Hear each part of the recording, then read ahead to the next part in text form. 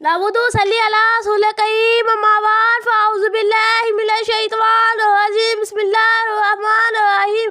अस्सलामु अलैकुम। अल्हम्दुलिल्लाह, आज हम सब ईद उल अज़हा की खुशियाँ मना रहे हैं।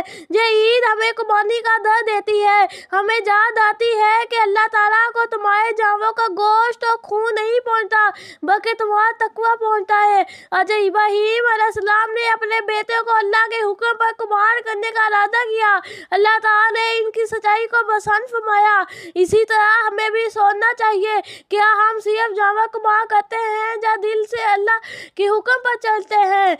मेरे दोस्तों, आज जब हम खुश हैं तब फलस्तीन के शहर गजा में बच्चे रो रहे हैं, माँ बाप शहीद हो चुके हैं, मस्जिदें तबाह हो गई है और वहाँ ईद की कोई खुशी नहीं। हम क्या कर सकते हैं? हम छोटे अमल कर सकते हैं, मगर अल्लाह के नज़दीक वो बहुत बड़े हो सकते हैं। दुआ करें, दिल से आंखों से आंसू बहाकर सदका खैर करें जितना हो सके। सोशल मीडिया पर इनके लिए आवाज़ बुलंद करें और अपनी ईद की खुशी में सादगी इख्तियार करें।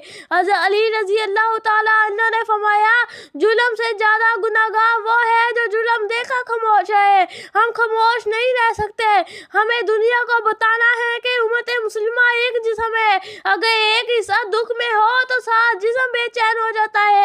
या अल्लाह, हमारी कुर्बानी कबूल फरमा, हमें नेक, सच्चे और बाआलम मुसलमान बना। गजा के जालिमों पर रहम फरमा, इनकी हिफाजत फरमा, इनके दुश्मनों को हिदायत या लाकत अता फरमा, हमें इनका साथ देने की तौफीक अता फरमा। आमीन या रब्बिल आलमीन। वालेकुम सलाम व रहमतुल्लाहि व बरकातुहू।